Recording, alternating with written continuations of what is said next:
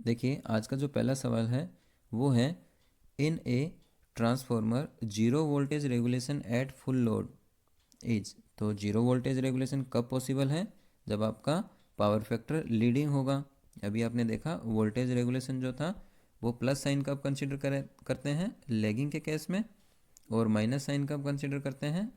Leading के case में। Leading power factor होता है तो माइनस साइन होता है और लैगिंग पावर फैक्टर होता है तो प्लस साइन होता है। और जीरो कब होगा? जब आपका लीडिंग होगा, क्योंकि माइनस साइन कंसिडर करोगे तभी तो वोल्टेज रेगुलेशन जीरो हो सकता है, अदरवाइज नहीं हो सकता। तो इसका मतलब यहाँ ऑप्शन बी जो है वो आपका राइट आंसर हो जाएगा। चलिए अगला सवाल देख लेते हैं। इसमें ये कह रहा है for a two winding power transformer with the effect of the no load current being neglected the voltage regulation can be zero at load when the load power factor is leading only. Similarly जैसा आपने previous question देखा उसी तरह का ये भी है। इसमें भी क्या है, लीडिंग पावर फैक्टर होगा तभी क्या है आपका voltage regulation can be zero. चलिए अगला सवाल है a transformer may have negative voltage regulation if the load power factor is. अब देखिए ये कह रहा है वोल्टेज रेगुलेशन जो है वो नेगेटिव हो सकता है कब? In case of leading. ठीक है, negative voltage regulation if the load power factor is leading for some value of power factor. तो ऑप्शन ए जो है वो यहाँ पर राइट रहेगा। चलिए अगला देख लेते हैं। इसमें यह कह रहा है positive voltage regulation is an indication of. तो देखिए पॉजिटिव इंडक्टिव के केस में तो पॉजिटिव होता ही है, लेकिन कैपेसिटिव के केस में भी पॉजिटिव हो सकता है कब? जब ये वाला जो है ये वाला फैक्टर यदि आपका ज़्यादा हो इस वाले फैक्टर से। तो इसका मतलब आइदर इंडक्टिव और कैपेसिटिव दोनों केस में आपका positive voltage regulation can be possible. चलिए यहाँ आपका सी जो है वो राइट आंसर हो जाएगा। अगला सवाल देख लेते हैं। इसमें देखिए a transformer has a percentage resistance of 2% and percentage reactance of 4%। What are its regulation at power factor 0.8 lagging and 0.8 leading respectively. तो देखिए यदि आपका लेगिंग पावर फैक्टर है तो इसका मतलब आपका पॉजिटिव साइन होगा, तो वोल्टेज रेगुलेशन जो है वो आपका हो जाएगा R cos phi plus X sin phi. अब देखिए कोस फाई यदि 0.8 है तो साइन फाई क्या होगा? 0.6 होगा। तो यहाँ आपका आर जो है वो 2 परसेंटेज में है तो मैं डायरेक्ट परसेंटेज में ही लिख रहा हूँ, इंटू 0.8 प्लस 4 इंटू 0.6। तो ये हो जाएगा 1.6 प्लस 2.4, ये आपका आ जाएगा 4%।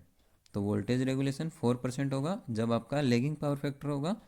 और यहाँ यदि आप माइनस साइन कंसिडर करेंगे तो आपकी क्या हो जाएगी? यहाँ माइनस करने का मतलब हो गया -0.8। तो लीडिंग के केस में -0.8, तो ऑप्शन ए जो है वो आपका राइट आंसर हो जाएगा। चलिए अगला सवाल देखते हैं। The percentage resistance and reactance of a transformer are 2% and 4% respectively. The approximate regulation on full load at 0.8 power factor lag. तो ये भी उसी तरह से है। वोल्टेज रेगुलेशन यदि लैगिंग है, लैगिंग पावर फैक्टर पर आप कैलकुलेट कर रहे हैं तो इसका मतलब क्या हो गया? 2 इंटू 0.8 प्लस 4 इंटू 0.6, क्योंकि साइन फाई की वैल्यू क्या होगी? 0.6 होगी। तो ये आपका 1.6 प्लस 2.4 इक्वल्स टू 4%। तो इस केस में आपका ऑप्शन डी जो है वो राइट आंसर हो जाएगा। चलिए अगला सवाल देखते हैं। इसमें ये कह रहा है the voltage regulation of transformer having 2% resistance and 5% reactance eight full load 0.8 power factor lagging is. तो यहाँ आप वोल्टेज रेगुलेशन यदि कैलकुलेट करेंगे तो आर की वैल्यू 2% इंटू कोस फाई की वैल्यू कितनी है? 0.8 है, और प्लस क्योंकि लैगिंग पावर फैक्टर है एक्स की वैल्यू आपकी 5% है इंटू 0.6। तो ये कितना हो जाएगा? 1.6 plus 3.0 that is equals to 4.6%। तो ऑप्शन ए जो है वो आपका राइट आंसर हो जाएगा। चलिए अगला सवाल देख लेते हैं। इसमें ये कह रहे हैं the regulation of transformer in which ohmic loss is 1% of the output and reactance drop is 5% of the voltage when operating at 0.8 power factor lagging। अब यहाँ पर ओमिक लॉस के लिए दिया हुआ है, ये 1% क्या है, रजिस्टिव है, और रिएक्टेंस ड्रॉप जो है वो 5% है। तो ये 1% और 5% क्या है, रजिस्टर और इंडक्टर को इंडिकेट कर रहा है। तो यहाँ आप पावर फैक्टर जो है, वोल्टेज रेगुलेशन जो है वो किस तरह से कैलकुलेट करेंगे।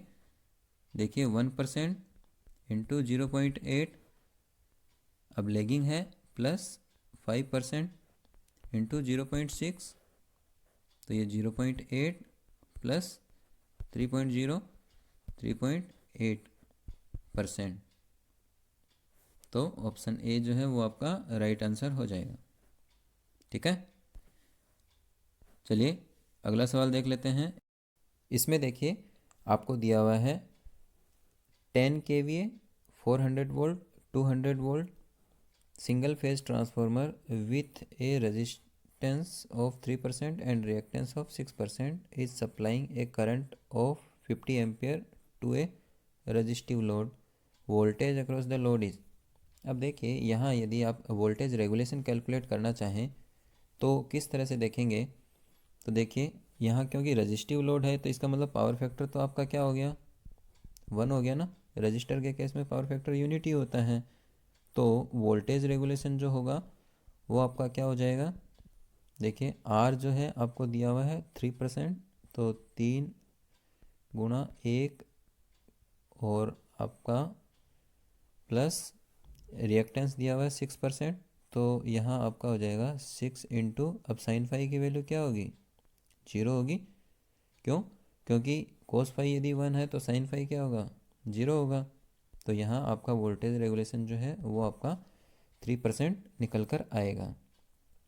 अब देखिए जैसा कि मैंने वीडियो में बताया कि वोल्टेज रेगुलेशन जो है वो, अब यहाँ पर आपका कौन सा ट्रांसफार्मर है, ये आपका डिस्ट्रीब्यूशन ट्रांसफार्मर है। तो वोल्टेज रेगुलेशन जो होगा वो क्या होगा, आपका no load voltage E2 minus full load voltage divide by E2। तो ये जो वोल्टेज दिया हुआ है 200, ये आपका कौन सा वोल्टेज है, सेकेंडरी का वोल्टेज है, और कितना है, 200 है। तो ये E2 की वैल्यू दी हुई है और लोड का वोल्टेज पूछा है, इसका मतलब V2 की वैल्यू आपको पूछी है। तो इस 3% को यदि आप सिंपल यदि देखें 100 में यदि कन्वर्ट करें, परसेंटेज का साइन यदि हटा देंगे